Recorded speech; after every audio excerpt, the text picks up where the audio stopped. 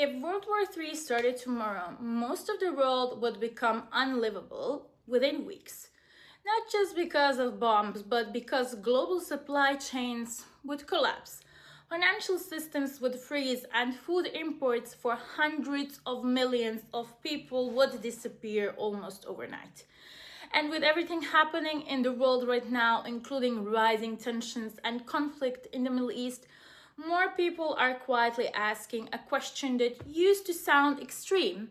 Where would actually be safe? Because here's the surprising reality. In a global conflict scenario, some countries would become immediate strategic targets, but a handful of places on Earth, because of geography, neutrality, and self-sufficiency, would remain surprisingly insulated. And one of them might not be where you expect. Before we get into that, if you're new here, I'm Theodora from The Passport Investor. We help entrepreneurs, investors, and globally mobile professionals secure second residencies, obtain second passports, legally reduce taxes, and build international strategies that give them more freedom and protection. Because in today's world, relying on just one country is becoming increasingly risky. And the people who understand global diversification early are usually the ones who keep the most options where things change. So the real question isn't will World War III happen? Nobody truly knows that. The real question is, if global conflict escalates tomorrow, where would you actually want to be living?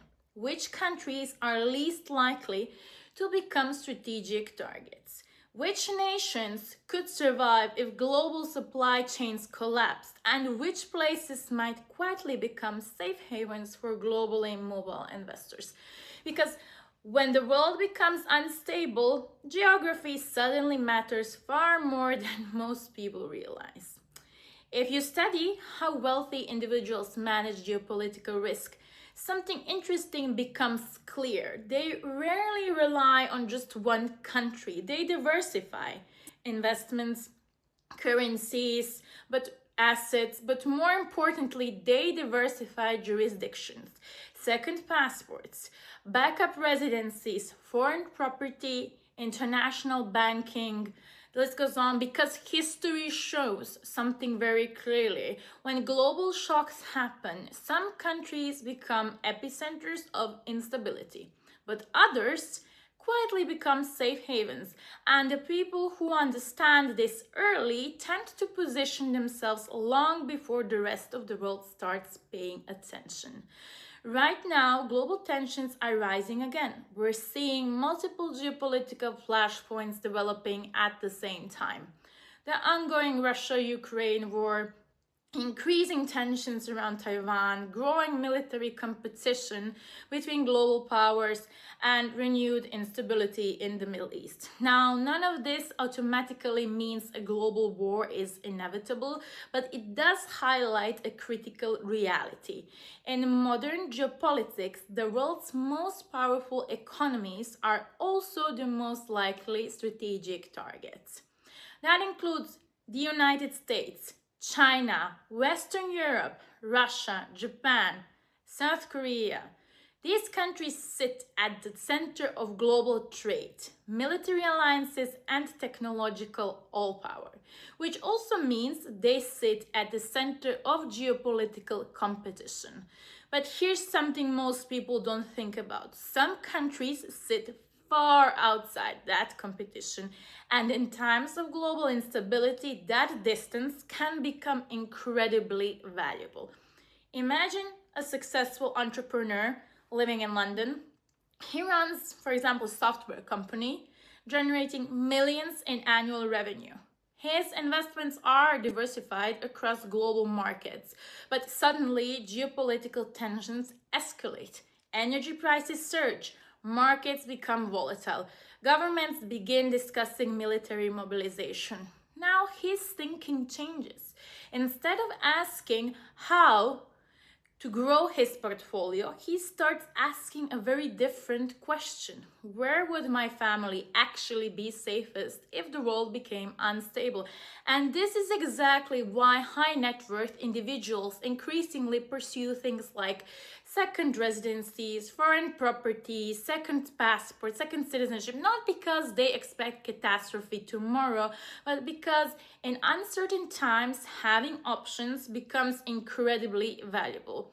When analysts evaluate which countries could remain stable during global conflict, three key factors consistently appear. First, geographic isolation. Countries far away from major military powers are less likely to become targets. Second, resource independence. Nations capable of producing their own food and energy are far more resilient if global trade collapses. And third, political neutrality. Countries that avoid deep military alliances are less likely to be dragged into large-scale wars. When you combine these three factors, a relatively small group of countries consistently appears as some of the most insulated places on Earth. Let's take a look at some of them. First, Switzerland. This country has built an entire national strategy around neutrality. For centuries, the country has avoided involvement in major global conflicts, but neutrality isn't the only reason why Switzerland stands out. The country is also surrounded by the Alps, which provide natural defense terrain.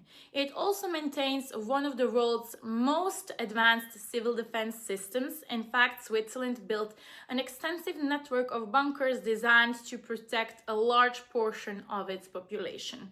But geography and preparation aren't the only advantages here. Political neutrality combined with strong institutions make Switzerland one of the most stable countries on Earth. Then we have Iceland, often ranked as the most peaceful country in the world. It has no standing army, very low crime, and a population smaller than many cities.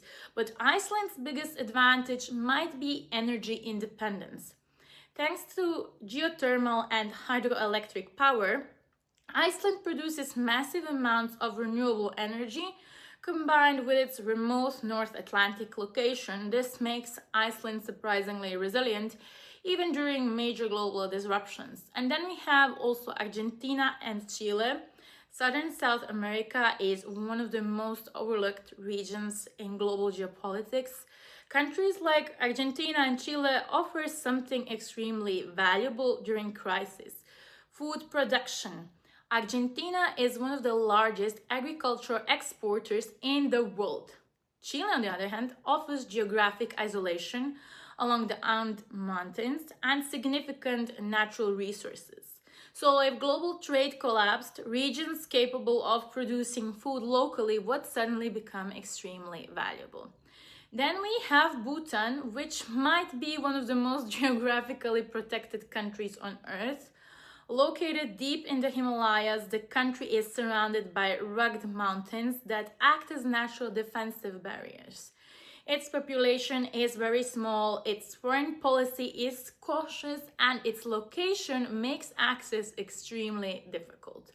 Geography alone gives Bhutan a level of insulation that many countries simply do not have. And also the country that consistently appears on nearly every list of potential global safe havens is New Zealand. And there's a reason for that. The country sits thousands of miles away from most major military powers. Its population is relatively small and it has enormous agricultural capacity, meaning that even if global supply chains collapse, the country could still feed its population. But there's another interesting detail here. During the pandemic, several Silicon Valley investors quietly purchased property in New Zealand as a contingency plan. Some even referred to it as a lifeboat country. That doesn't mean catastrophe is inevitable, but it does show how seriously globally minded investors think about geographical risk. Now, here's the mistake most people make. They assume they can wait until something actually happens, but history shows that when global crises escalate, borders close quickly, flights stop, residency programs pause, capital controls appear. We saw a preview of this during the COVID pandemic. Entire countries shut down, international travel almost overnight disappeared. In a geopolitical crisis, those restrictions could happen even faster. which means the time to think about global diversification is before you need it, not after. Over the next decade, we're likely to see something very interesting happen. As geopolitical tensions increase, more investors will quietly move parts of their lives to smaller, stable jurisdictions. You'll likely see growing demand for second passport, second citizenship, offshore banking, remote property, agricultural land. In other words, global mobility will increasingly become one of the most valuable assets a person can have, not just for taxes, but for resilience. If the world ever moves towards a large-scale conflict, the safest places won't necessarily be the richest countries. There'll be countries with geographic isolation, political neutrality, food independence, low strategic military importance, places like Switzerland, Iceland, Southern South America, Bhutan, and New Zealand, because sometimes the safest place in the world is simply the place nobody is fighting over. If you're interested in global wealth strategy, second passports, offshore investing, and building an international plan that protects you and your family and your assets, make sure you subscribe to the Passport Investor channel. And if you want help designing your own international strategy, whether that's residency, tax optimization, or global diversification, you can book a strategy call with our team at the Passport Investor. We also run a group where you can be regularly updated on global news and opportunities. So you'll find the links below, because in an uncertain world, the people with the most options are the ones who prepared early.